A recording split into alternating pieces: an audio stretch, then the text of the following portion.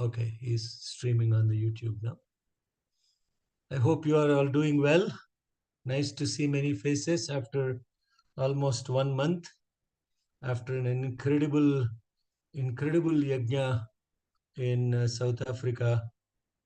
I would say that Bhagavan's love expressed immensely, like I've never seen before for any yajna so far. That's the amount of showering of His grace. We are now preparing for the New Jersey yajna. The most important thing for those of you who have registered for New Jersey is doing these daily prayers is so critical for Bhagavan's presence to manifest at these yajna. 19,300 plus Rudram chantings were offered to Swami during the sadhana period, which is logging. That is only the people who logged into the Vedas for All website. So in reality, I know, pleading guilty for myself, I myself has not logged, 60% of the time. So several people like that. So I'm in my guesstimate over 25,000 Rudrams were offered in the 4 month period to Bhagwan for the South Africa army. And that simply allows for Bhagwan to manifest his presence, and it was felt so much. So I'm still, if I am sounding a little bit disjointed, it's because I'm still blissed out from South Africa yajna. I have not come back to the plane of normalcy yet, and that was the profoundness of that yajna. And in truth and spirit, more than every day, more than 250 volunteers did the seva. 250 volunteers, more volunteers than actually the Ritviks were present at the yajna. More than almost 1,200 meals per day for served to the participants on the site. So that you can calculate 10 times to almost 15,000 meals were fed on the site every day. 12 to 15,000 plates of Narayana Seva was given to the people. 300 hampers were provided to. The amount of Seva that happened at this yajna was unparalleled. And therefore, Swami actually was really present. And I have to tell my brothers and sisters from South Africa that this is the best yajna that this body has participated so far. And that is the truth. And it was really simply the love of the unconditional love of devotees for Bhagwan. So with that, Satisha, can you give screen sharing, multiple people screen sharing? Yeah, no, okay. Okay. So, and now today we are going to go through the Kramapatham for the second Anuvakam. For those of you who missed the first Anuvakam, they are all available on the YouTube channel Sai Atirudram, and you should be able to, learn from there. I know there are many people that are new on this class as well, as I just noticed Bharat. And Kramapatham is very simply put, taking taking two words, Namo Hiranyabhave, that is 1, 2, then 2, 3, 3, 4, 4, 5, 5, 6, like that. It goes as Krama, means in sequence. Jata Patha means 1, 2, 2, 1, 1, 2, and then it will go to 2, 3, 3, 2, like that it would go. That is Jata Patha.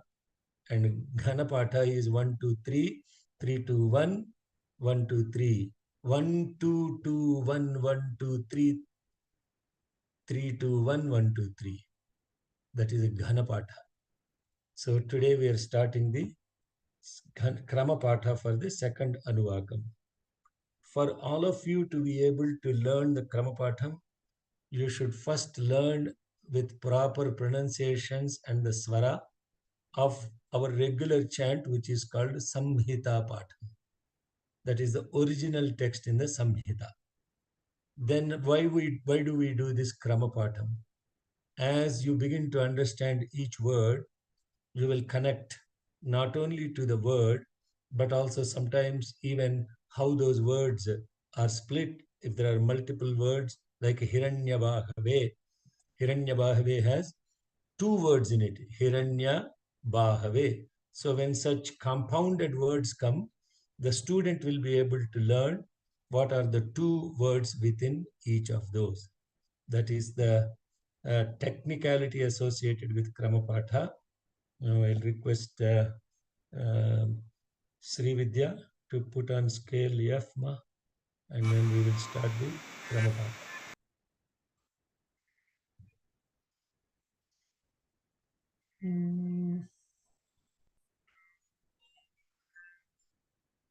Om Namo Hiranyabhave. ॐ नमो हिरण्यबाहवे ॐ नमो हिरण्यबाहवे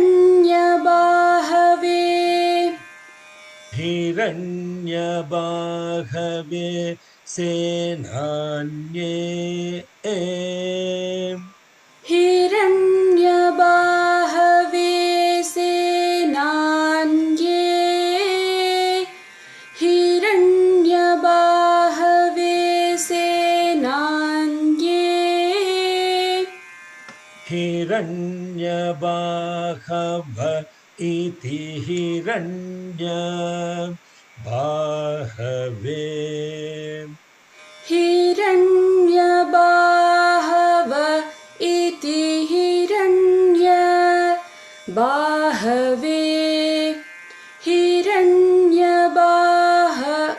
हिरण्यबाहव इति हिरण्यबाहवे Senanye Desham. सेनान्ये दिशां सेनान्ये दिशां Senanya iti Sena Nye. सेनान्य इति सेनान्ये सेनान्य इति सेनान्ये. Okay, the Senanya, after iti, there should be no gap because it is regular. But before the iti, there is a short pause because of the nya is a syllable with a short vowel, and e is a short vowel. So there is a short pause, not a long pause. Senanya iti Senanya iti sena nye. सेनान्य इति सेनान्ये सेनान्य इति सेनान्ये. Dishancha. 1 minute. 1 minute. Oh, Dishancha. Okay, so in Dishancha, there are two words. That is Disha, Dishaha, Disham, Cha. So there are two words within it. In it, that's why it is, even though it appears to be a single word, it has two words. Dishancha. दिशाञ्च दिशाञ्च Chapataye. चपतये चपतये Pataye namaha. पतये नमः पतये नमः. Namo Hiranyabhave. Hiranyabhave Senanye. Hiranyabhava iti Hiranya Bahave सेनान्ये दिशां सेनान्य इति सेना न्ये दिशाञ्च च पतये नमः. नमो हिरण्यबाहवे हिरण्यबाहवे सेनान्ये हिरण्यबाहव इति हिरण्यबाहवे सेनान्ये दिशां सेनान्य इति सेनान्ये दिशां च पतये नमः. That is the first yajus of the second Anuvakam. Hiranya Bahave, golden shoulders. Golden shoulders in the context of the one who is the chief of armies, that is the ruler of all the directions, with his golden shoulders. And of course, I won't spend too much time on the meanings of this. Very simply put, the word Hiranya has actually within it two words. Hita Ramaniya becomes Hiranya. Hita means useful. Ramaniya means beautiful. The one who has shoulders means the one who does service. Bahave, shoulders. The one who does useful work and work that is beautiful work. And by doing so, he becomes the leader of the armies. Means what? The one who actually does the service is the true ruler of all the armies. Army here doesn't mean Atirudra Mahayajna. Maybe it means that too. The one who is the chief of armies, ARMYS, by doing beautiful and useful work. That's exactly what I was saying. What happened at the army? Golden shoulders, doing service. And without this service, all this is meaningless. And service that is useful and meaningful and that is beautiful.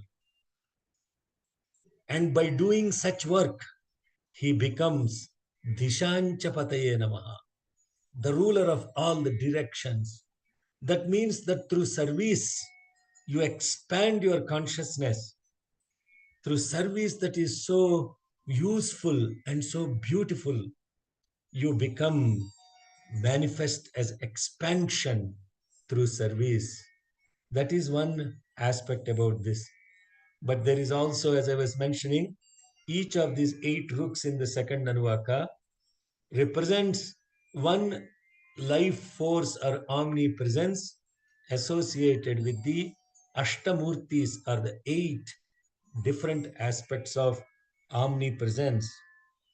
And what these 8 aspects are, the 5 as it is related to earth, water, fire, wind, and space, the sun, moon, and the indweller. These are the Ashtamurtis. And these Ashtamurtis are worshipped as Bhavaya Devaya Namaha, Sharvaya Devaya Namaha, Ishanaya Devaya Namaha, Pashupataye Devaya Namaha, Rudraya Devaya Namaha, Ugraya Devaya Namaha, Bhimaya Devaya Namaha, Mahato Mahate Devaya Namaha.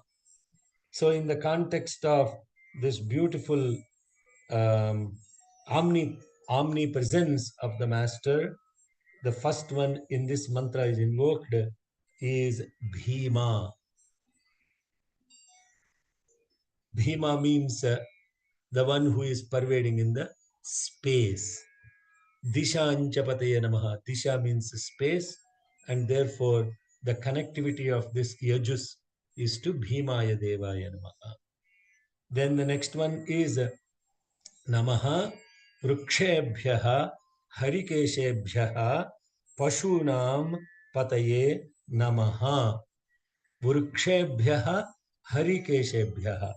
In this, what it means is Vriksha means trees, and in the trees, who is present as this life sustaining force that is evergreen, Harikeshebhyaha, and the trees and such evergreen leaves become Pashunam Pataye Namaha by providing such to the Pashus, means the animals.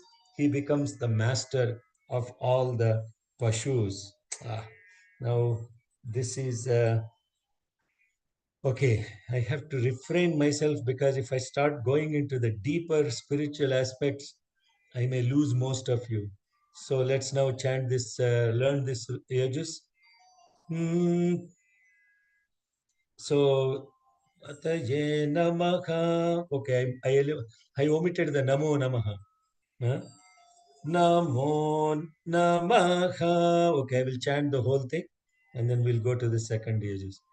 Namo Hiranyabhave Hiranyabhave Senanye Hiranyabhava iti Hiranya Bhave Senanye Disham Senanya iti Sena Nye Dishancha Chapataye Pataye Namaha Namo Namaha. So the reason why it goes as Namo Namaha is because the mantra ends with Namo. Namo. So as you all, we chant the Samhita Pata. Namo Hiranyabhave Senanye Dishancha Pataye Namo. Right? That is how we chant the Samhita Pata.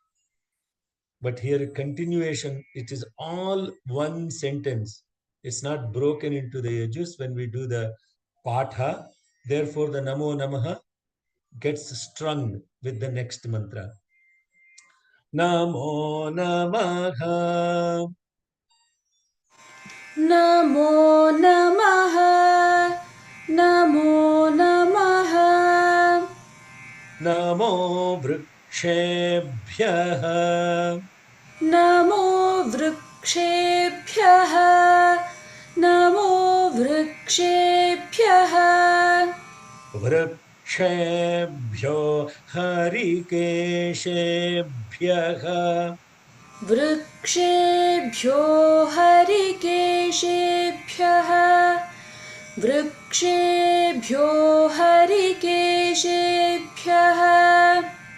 The ksha has to be pronounced more as a little more force aspiration because it is ka and the sha becomes a ksha.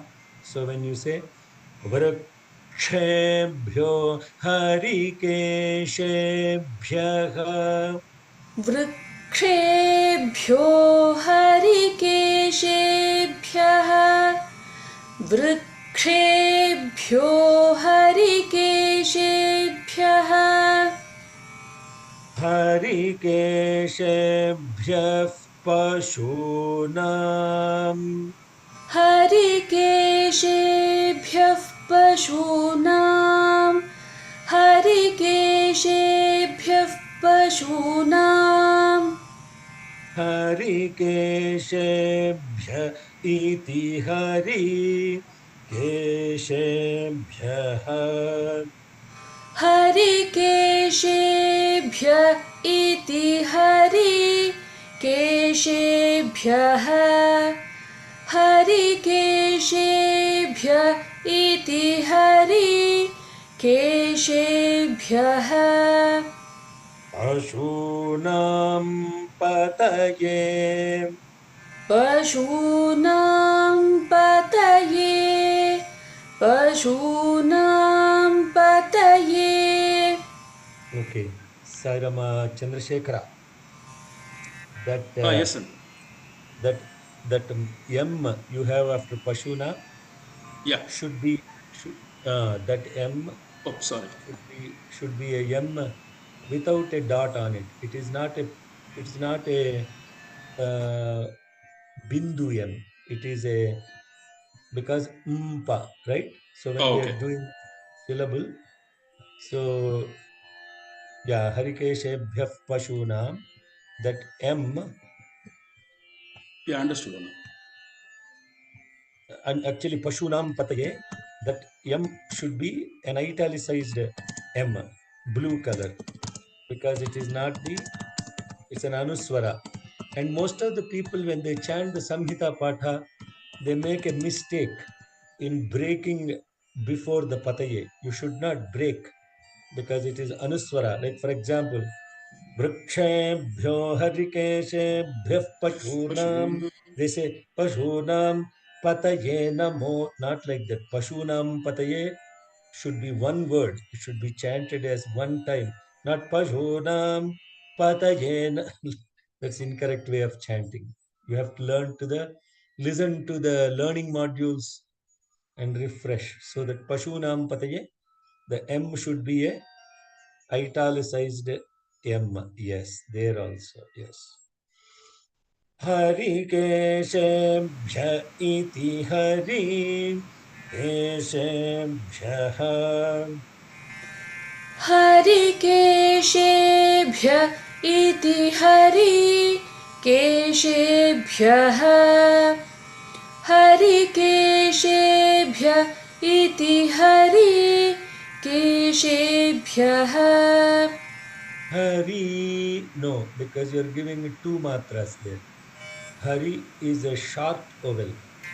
Iti hari keshabhyah iti hari. There is no dirgham on the hari. Hari keshabhya iti hari keshabhyah. हरिकेशेभ्य इति हरिकेशेभ्यः Good. Ashunam pataye पशूनां पतये पशूनां पतये pataye namaha पतये नमः पतये नमः namo namaha. नमो नमः नमो नमः Beautiful.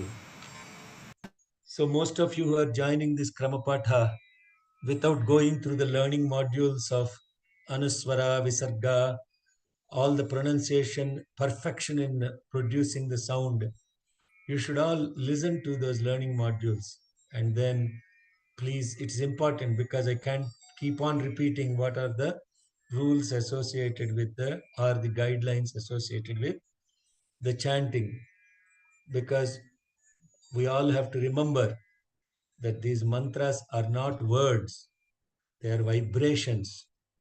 Only when you have all the different aspects, varna, swara, matra, balam, sama, santanam, the six aspects of the vibration, unless you have those perfect, you are not producing a perfect vibration.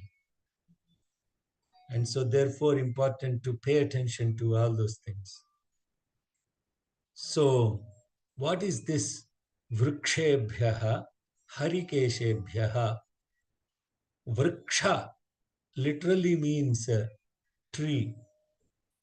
Vriksha means actually that which falls. That which falls. At some point or the other, something falls. But until it falls, there is something that is keeping it erect, keeping it straight up. What is it that is keeping it straight up? What is the one that keeps these trees straight up? And that is Hari Keshebhyaha. Hari means green. Hari also means Lord Vishnu. Hari also means Vayuputra, Hanuman. Hari also means monkey. Hari means green. See, when these words are used, the meaning really depends on the context in which that word is used. And there is a specific aspect about God's grace in knowing what meaning is appropriate. So, in this context, in the tree, if this body is a tree, what is it that keeps this body alive? It's the breath. And that breath is Hari Keshebhyaha. And that Hari is what is related to now the Ashtamurti that is involved or invoked in this mantra is Rudra. Rudra is associated with the Vayu. Bhima is associated with space. Rudra is associated with the wind. Now go to the next one. Namaha Saspinjaraya Tvishimate Pathinam Pataye Namaha. Namasaspinjaraya. Namasaspinjaraya. Namasaspinjaraya. Saspinjaraya Trishimate. Saspinjaraya Tvishimate. Saspinjaraya Tvishimate. By the way, I misspoke. The wind aspect of Ashtamurtis is Ugra, not Rudra. This mantra is Rudra. Namasaspinjaraya Saspinjaraya Tvishimate. Namasaspinjaraya Saspinjaraya Tvishimate. Yeah. Go ahead, Amma, complete, sir. Namasaspinjaraya Saspinjaraya Tvishimate. So, Chandrasekhar does yes here. It is a Namaha Saspinjaraya, but because of the Visarga rule, it becomes Namas. So that yes should be italicized and should be blue in color. Huh? Yes. So this, what we are going through is not written in any textbooks like this. This is the only script that you have that gives all these different aspects of the everything associated with the perfect mantra vibration. So there it is a Namaha Saspinjaraya, because of the Visarga becomes emphasized Sa, because Sa is following the Visarga, therefore it is Namas Saspinjara. So you have to say Namas. You should not say Nama Saspinjara, then that means you are losing the Visarga. Okay, let's go to the, so Saspinjaraya Tvishime. Tvishimate Pathinam. Tvishimate Pathinam. Tvishimate Pathinam. Tvishimata iti Tvishimate. Tvishimata iti Tvishimate. Tvishimate. mate मते त्विषि मत इति त्विषि मते Athinam pataye पथीनां पतये पथीनां पतये Athinam pataye पथीनां पतये पथीनां पतये Pataye namaha पतये नमः पतये नमः Namo namaha. नमो नमः नमो नमः. So very briefly, the literal meaning of this mantra, Saspinjara. Saspinjara means reddish yellow color. And this reddish yellow color associated with an illumined mind. Tvishi means enlightened. Mati means mind.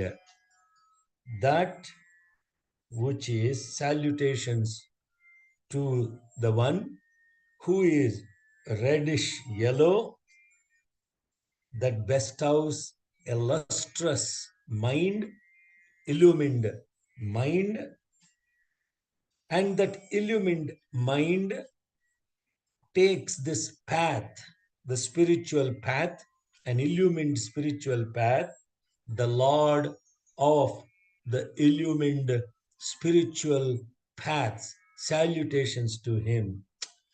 Again, you have to go back to the Rudra Jnana Yajna videos.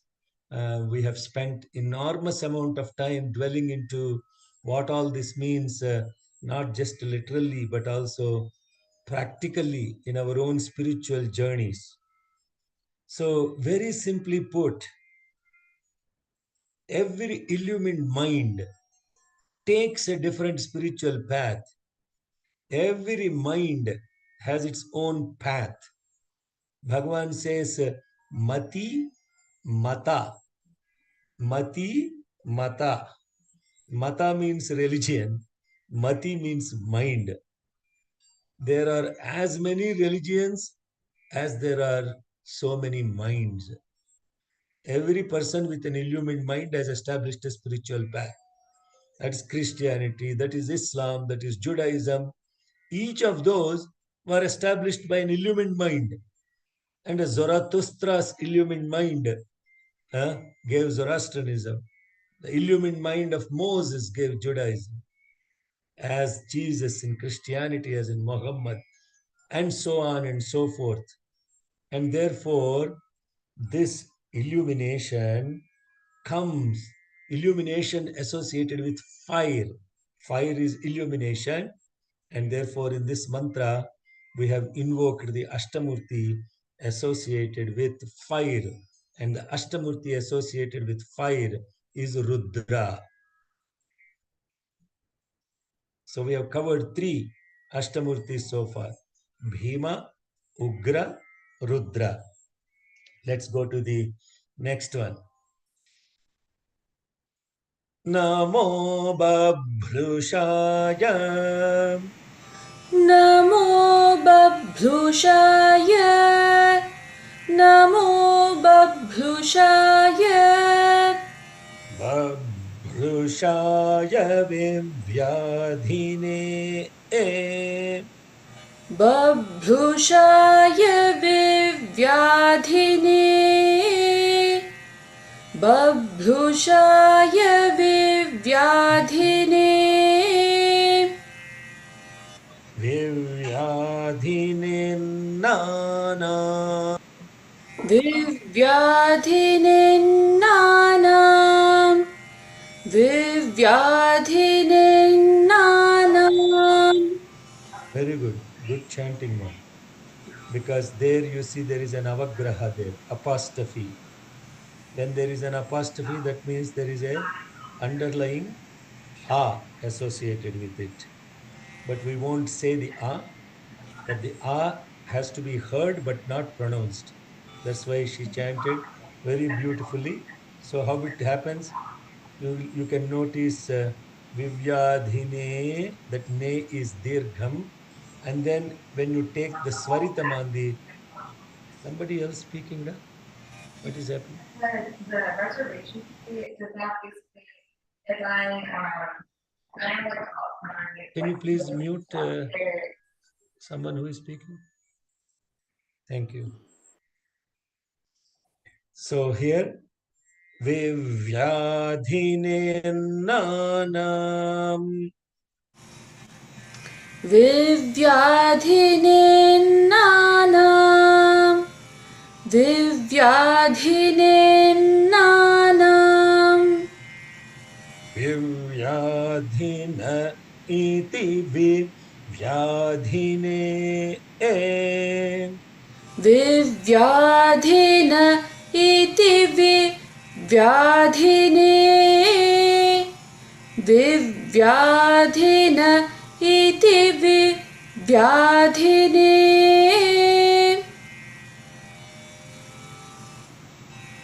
Annanam pataye. Annanam pataye Annanam pataye. So that annanam pataye, that mpa has to be held a little more. Annanam pataye. Annanam pataye Annanam pataye Pataye namaha.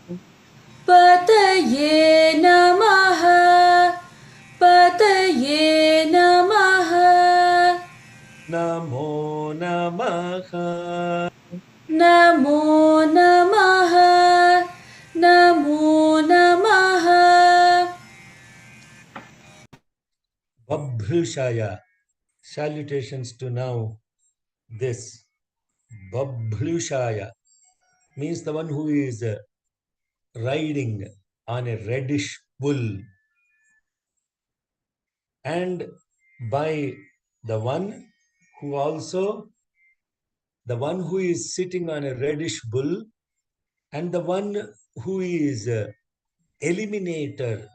Vivyadhi means the one who roots out, the one who roots out all the conflicts, and by doing so he becomes the master of what is consumed. Anna means not food. Anna means that which is consumed. Uh, just on each of these rooks, each of these edges, we can spend a whole hour about this.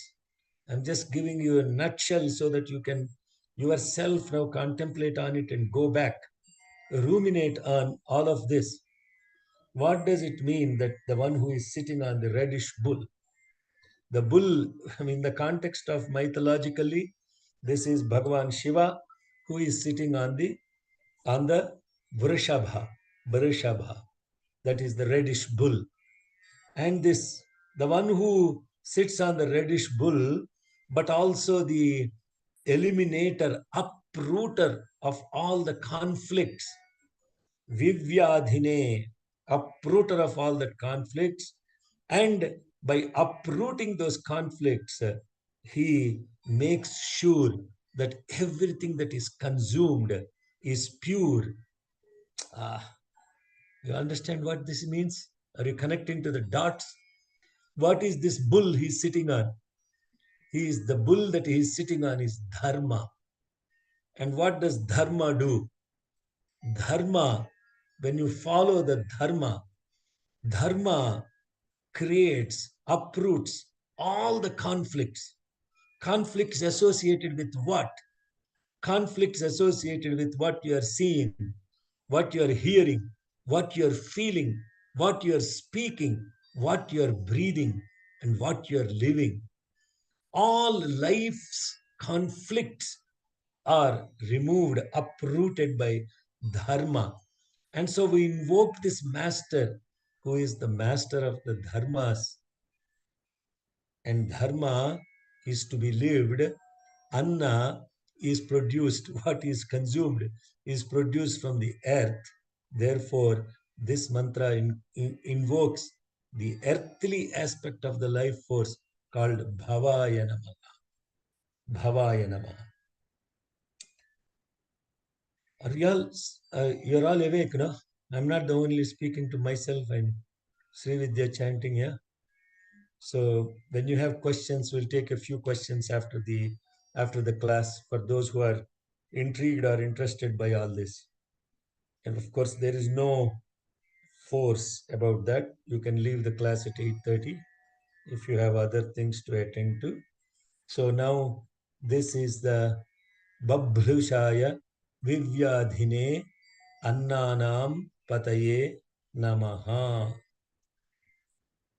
Then the next mantra is Namaha Harikeshaya Upavitine Pushtanam Pataye Namaha.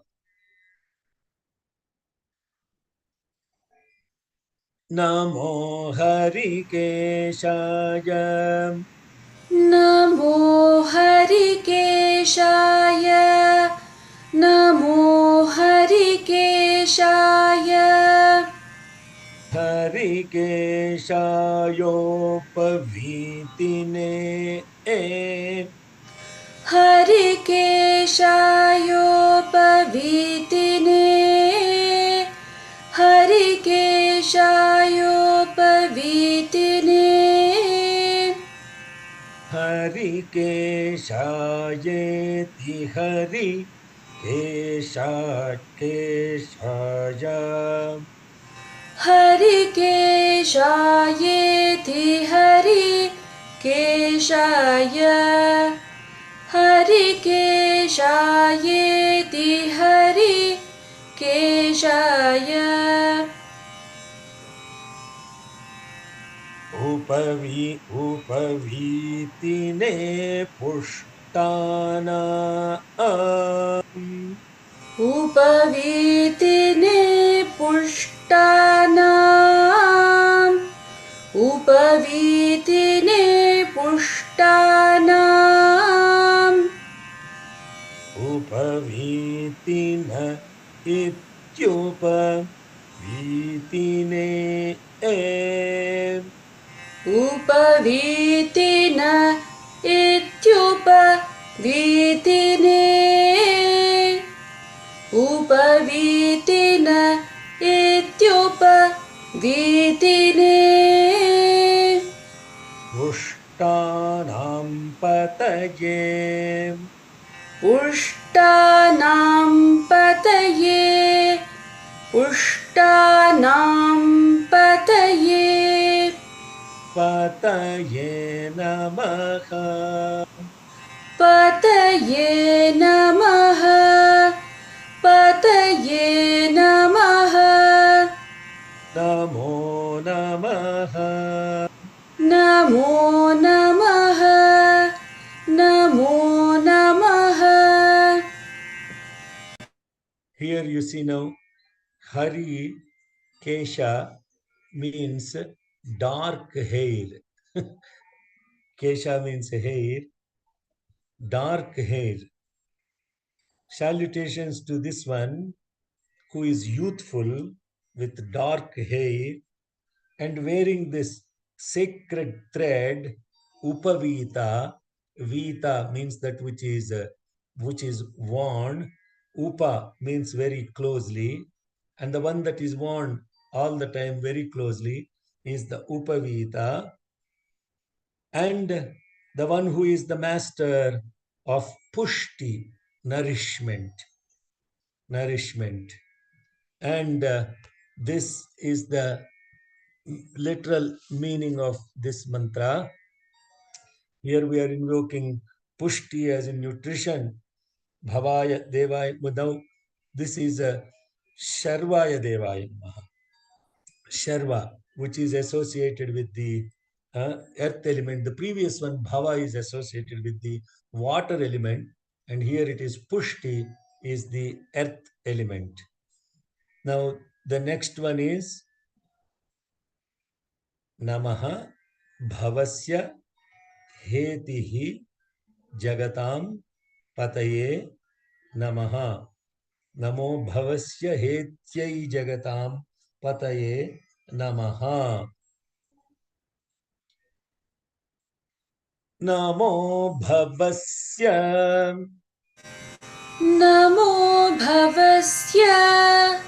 Namo Bhavasya.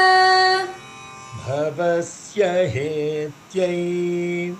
Bhavasya Hetyai. Bhavasya Hetyai. Hetyai Jagatam. Hetyai Jagatam. Hetyai Jagatam. Jagatam Pataye.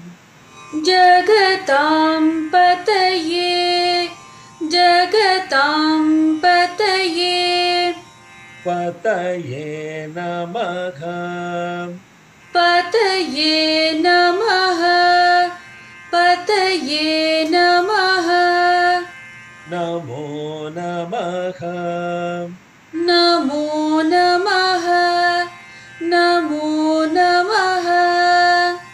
Namo Bhavasya.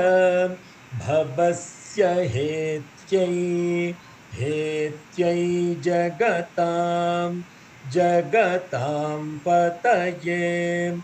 Pataye Namaha. Namo Namaha. Namo Bhavasya. Bhavasya Hetyai. Hetyai Jagatam. Jagatam Pataye. Pataye Namaha. Namo Namaha. So in this mantra, it's another beautiful mantra that is talking about bhavasya. That means for this birth, bhava means birth. For this birth, heti. Heti means the weapon that cuts the birth associated with Jagat, to the master of this Jagat, who cuts the bondage of the birth. To him, our salutations. What is associated with bondage or liberation? What in us is associated with bondage and liberation? Which one is that? Huh? Chandrasekhar. The ego. No, it's the mind. Manayeva manushyanam karanam bandhamokshayo. It's the mind that either binds you or liberates you. Binding and liberation associated with what? Binding to the what comes and goes as this materialistic world. Jagat means jayate, gamayate iti jagat, that which comes and goes. And therefore, in this mantra, what is invoked is Mahate Namaha, the Lord of the mind. Bhavasya Hetyai Jagatam Pataye Namaha. Namo. Next one is, I think we are almost to the end now. Two more, and then we will finish the 8 ruks associated with the 8 Ashtamurtis today. Namo Rudraya. Namo Rudraya. Namo Rudraya. Rudraya Tatavine. Rudraya Tatavine. Rudraya Tatavine. Tarama, somebody else is chanting, Kana? Satish, I please just make them. Namo Rudraya. Rudraya tatavine नमो रुद्राय रुद्रायातताविने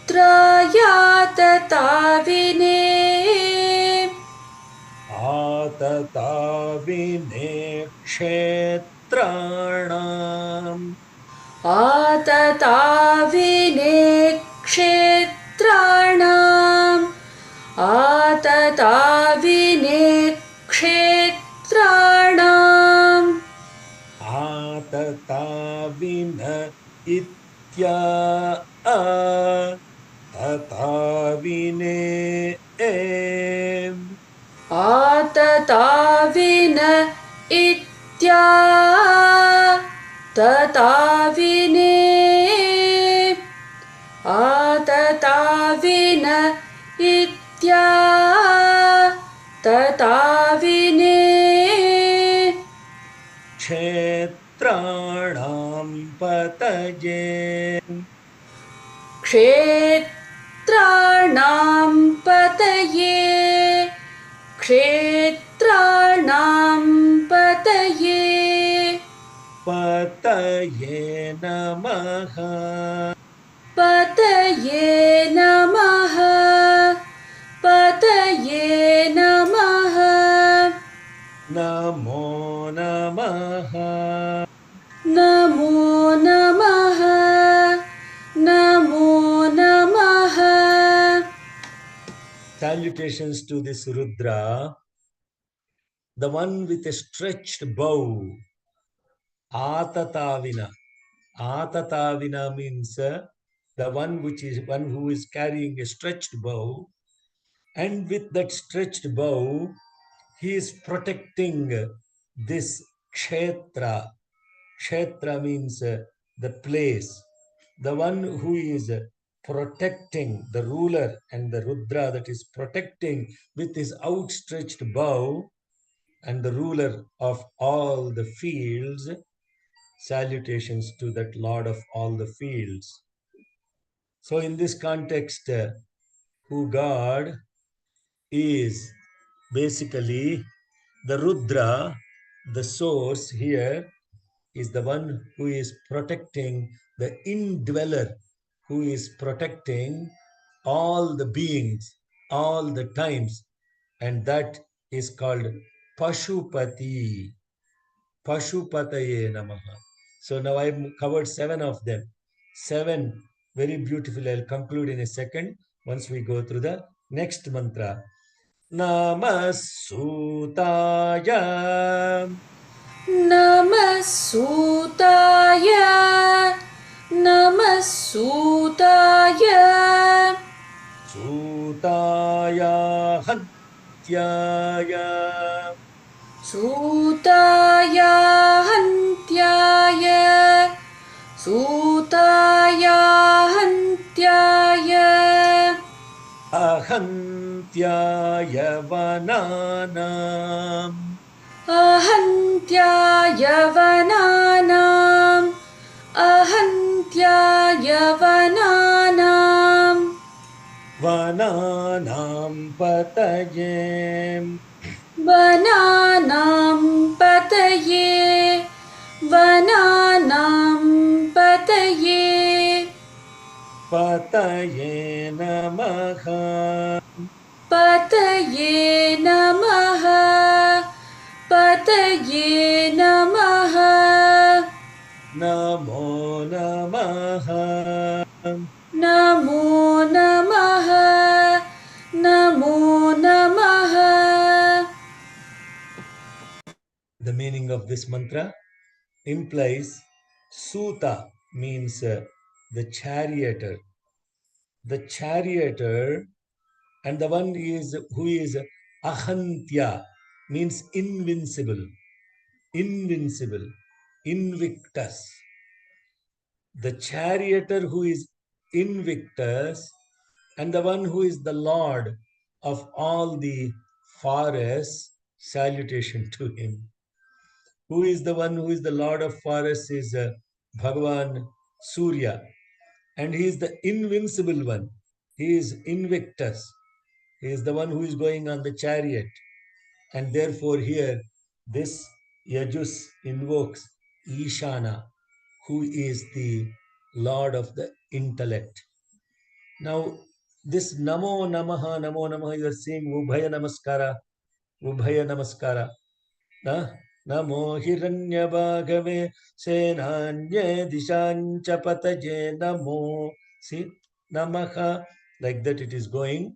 This 8 represents the 8 that are outside and the 8 that are inside. So your Namaskara means Namaskaram to the one who is outside, Namaskaram to the one who is inside. So, what is the earth that is outside is the earth inside.